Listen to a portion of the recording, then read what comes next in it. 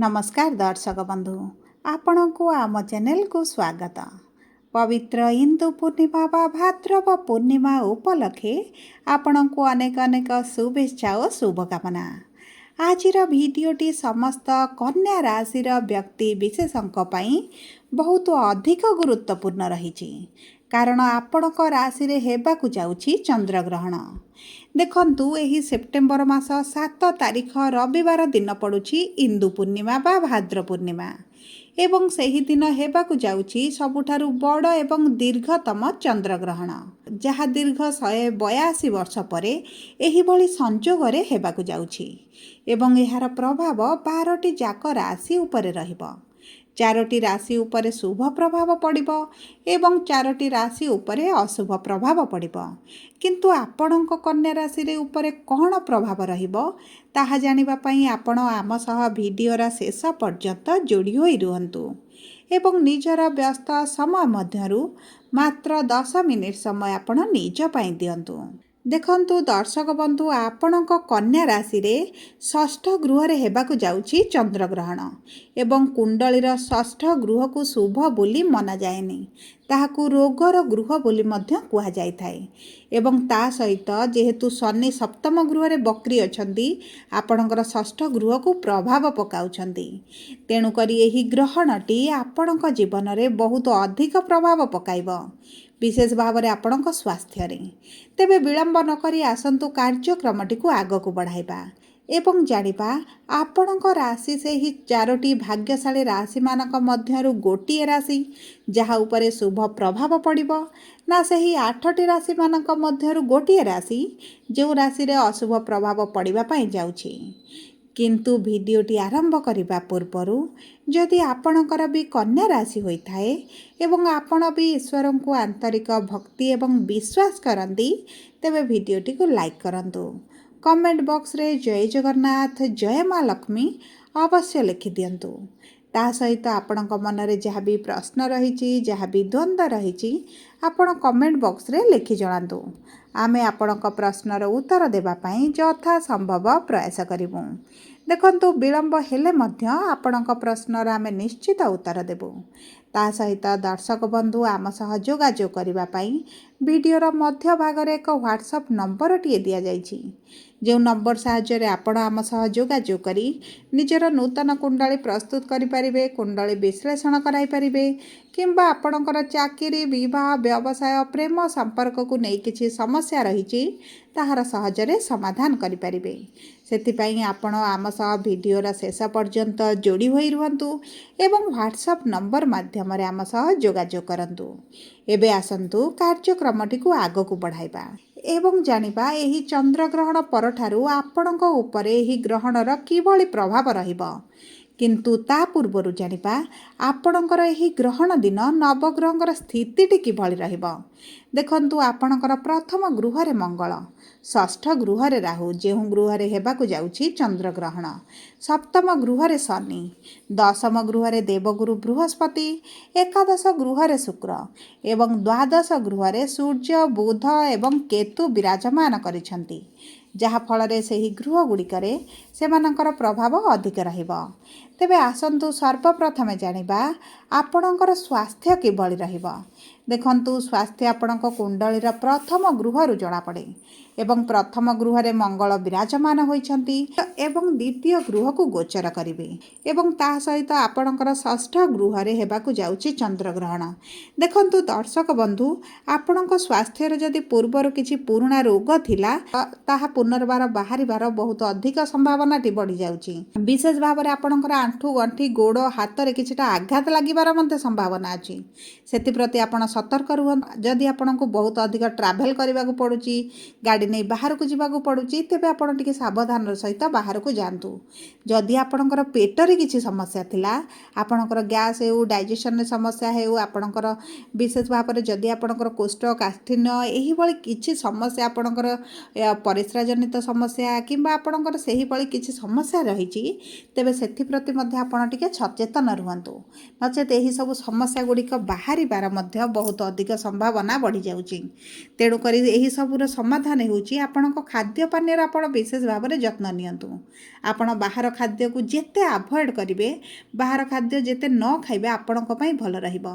नचेत आपणकर इन्फेक्शन हेउ, डाइजेशन रे समस्या हेउ किबा आपणकर फूड पॉइजनिंग भली ମଧ୍ୟ समस्या आपणकर देखा दे पारे। सेति पई आपण विशेष भाव में खाद्य पानीय को जगी नियंतु।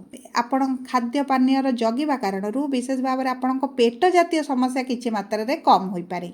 जदि आमे देखिबा आपणकर शिक्षा क्षेत्र को, तेबे शिक्षार गृहर स्वामी केन्द्र रे विराजमान करी षष्ठ गृह को प्रभावित करुछंती। तेणु करी आपणक शिक्षा क्षेत्र रे परिश्रम बढ़ी जिवो। आपण आवश्यकता ठारू अधिक परिश्रम करिबा आरंभ करिवे। एवं ता सहित देखंतु जदि आपण गवर्नमेंट चाकरी पई प्रिपरेशन होउछंती किंबा आपणकर गवर्नमेंट चाकरी परीक्षा देबाकू चाहुछंती, तेबे परीक्षाटी जदि आपणकर ग्रहण सप्ताह शेष हेबा परे हुए, माने आपणकर सेप्टेम्बर 15 पर हुए, तेबे आपणकर चाकरी हेबार संभावना बढ़ी जाउची। कारण देखंतु सूर्य आपणक राशि को गोचर करिवे। तेणु करी आपणकर गवर्नमेंट चाकरी जोग बनाइबे। सब पर देखंतु आपणक कुंडली रे जदि गवर्नमेंट चाकरी जोग थिबो, तेबे आपणकर चाकरी हेबो। जदि आपणकर जोग नथिबो, तेबे आपणक परिश्रम वृथा जाई पारे। सेति पई कुंडली को थरे विश्लेषण करांतु, जानंतु एते परिश्रम करूछंती आपणकर गवर्नमेंट चाकरी जोग बनुछि बा बनु नाही। जदि आमे देखिबा आपणकर आर्थिक स्थिति को, तेबे देखंतु आपणकर खर्च बढ़ी जिवो। आपणकर मेडिकल रे खर्च हेउ किंबा अलगा कोनोसी उपाय हेउ आपणकर खर्च बढ़ी पारे। आपण तीर्थ यात्रा करि पारंती, दूर यात्रा करि पारंती किंबा आपणक परिवार सदस्यंक पई हेउ, आपणक पई हेउ मेडिकल को दौड़िबा को पड़ी पारे, जे उपाय आपणकर अर्थ खर्चटी बढ़ी जाई पारे। ता सहित देखंतु आपणकर अर्थ हानि हेबार मध्य संभावना अछि। एही समय मध्य जदि आपण अर्थ विनियोग करबा पई चाहुचंती, तेबे टिके रहि जांतु।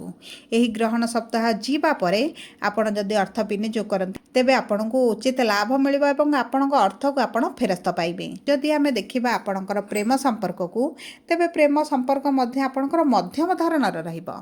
आपणक साथीଙ୍କ सहित पूर्वरु जदि किछि मनमालिन मतभेद अछि, ताहा दूर होई जिवो। आपणक संपर्क रे मधुरता आसीबो। आपणक संपर्क रे निकटतरता बढ़िबा कारणरू आपणक मन टिके खुशी रहि पारे। जदि आमे देखिबा आपणकर विवाहर जोग को, तेबे देखंतु विवाहर जोग आपणकर अक्टोबर मासरु भल रहिबो। कारण आपणक ग्रहण सप्ताह सरीबा क्षणी आपणकर राशि स्वामी बुध जेहेतु आपणक राशि को आसीबे, आपणक विवाहर गृह को दृष्टि देबे। तेणु करी आपणकर जदि कन्या राशि होइताए, तेबे विवाहर योजना रे जदि अछंती, तेबे विवाह होई जिवो। जदि आपणकर कन्या राशि होइताए, एही भली भल जोग थिबा सत्त्वे मध्ये आपणकर विवाह समस्या देखा जाउची। विवाह प्रस्ताव आसु नाही किंबा कोनोसी कारणवशतः विभिन्न प्रकार बाधा विघ्न आपणक अर्चना आसी जाउची, तेबे मने रखंतु दर्शक बंधु, एही सबुर कारण हेउची गुरु पीड़ित रहिबा। जदि आपणक कुंडली रे गुरु पीड़ित थिबे, तेबे आपणकर एही भली समस्या गुड़िक देखा जिवो। ता सहित देखंतु जदि आमे आपणक वैवाहिक संपर्क देखिबा, तेबे वैवाहिक संपर्क रे आपणकर टिके समस्या बढ़ी पारे। आपणक संपर्क रे युक्ति तर्क, झगड़ा, मनमालिन, मतभेद एही भली समस्या देखा जिवो। सबु परे देखंतु जेहेतु विवाहर गृह रे शनि अछंती एवं दीर्घ 2.5 वर्ष पर्यंत रहिबे, तेबे आपणक कुंडली रे देखंतु शनि कि भली रहिचंती। जदि आपणक कुंडली रे शनि भल स्थिति रे थिबे, उच्च स्थिति रे थिबे, तेबे आपणक संपर्क रे भल परिस्थिति आसीबा सहित आपण जदि पार्टनरशिप बिजनेस करूथिबे, सेथिरे मध्य लाभ पाइबे। जदि आपणक कुंडली रे शनि पीड़ित अछंती, खराब अछंती, तेबे संपर्क आपणकर 2.5 वर्ष पर्यंत एही भली छोट छोट कथा को नै युक्ति तर्क, झगड़ा, मनमालिन, असंतोष रहिला भली आपण अनुभव करि पारंती। एवं आपण जदि पार्टनरशिप बिजनेस करंती, तेबे सेथिरे मध्य आपणको किछि लॉस सहिबा को पड़ी पारे। तेणु करी आपणक कुंडली विश्लेषण कराई शनिकर स्थिति जानी किछि उपाय करी आपण शनिक ठारू मध्य शुभ फल प्राप्ति करि परिबे। जदि आमे आपणकर कर्म क्षेत्र को देखिबा, तेबे कर्म क्षेत्र रे देवगुरु बृहस्पति विराजमान करिसंती। जदि आपणकर कन्या राशि एवं आपण चाकरी रे संधान रे अछंती, तेबे चाकरी पई बहुत भल समय रहिछि। पूर्वरु जदि आपण किछि चाकरी करूछंती, तेबे मध्य आपणको शुभ फल प्राप्ति हेबो। एही समय मध्य रे गुरुतुल्य व्यक्ति माने आपणको सहाय्य करिवे। आपणको उच्च अधिकारी माने मध्य आपणको सहाय्य करिवे, जहा फल आपणकर कर्म क्षेत्र रे समस्या गुड़िक दूर होई पारे। एवं देखंतु जदि आपण कर्म क्षेत्र रे बाहर को जिबाकू चाहुथिले, विदेश जिबाकू चाहुथिले, ताहा मध्य आपणको पई सहज होई जिवो। जदि आमे देखिबा आपणकर व्यवसाय को, तेबे देखंतु व्यवसाय मध्य आपणकर भल रहिबो। कारण आपणकर भाग्यर गृहर स्वामी आपणक द्वितीय गृह रे विराजमान करिवे। देखंतु आपणकर एही ग्रहण सप्ताह रे व्यापार टिके मांदा चली ହୋଇପାରେ କିମ୍ବା ଆପଣଙ୍କର ପୂର୍ବରୁ ଯଦି ମାନ୍ଦା ଚାଲିଛି ତେବେ ଆପଣଙ୍କର ଏହି ସେପ୍ଟେମ୍ବର 15 ପରଠାରୁ ଧୀରେ ଧୀରେ ଉନ୍ନତି କରିବା ପରିବର୍ତ୍ତନ ହେବା ଆରମ୍ଭ କରିବ। ତେଣୁକରି ଦେଖନ୍ତୁ ବିଶେଷ ଭାବରେ ଆପଣଙ୍କୁ ଏହି ଗ୍ରହଣ ପରଠାରୁ ସ୍ୱାସ୍ଥ୍ୟକୁ ଅଧିକ ଜଗିବାକୁ ପଡ଼ିବ। ସବୁପରେ ଦେଖନ୍ତୁ ଅଶୁଭତ୍ୱକୁ ଦୂର କରିବା ପାଇଁ ଆପଣ ଏହି ଗ୍ରହଣ ଦିନ ସନ୍ଧ୍ୟା ସମୟରେ ଦୁଆର ମୁଣ୍ଡରେ ଦୀପ ପ୍ରଜ୍ୱଳିତ କରନ୍ତୁ ଏବଂ ତାହା ସହିତ ସନ୍ଧ୍ୟା ସମୟରେ ଚନ୍ଦ୍ରମାଙ୍କର ବୀଜ ମନ୍ତ୍ର 108 ଥର ପାଠ କରନ୍ତୁ।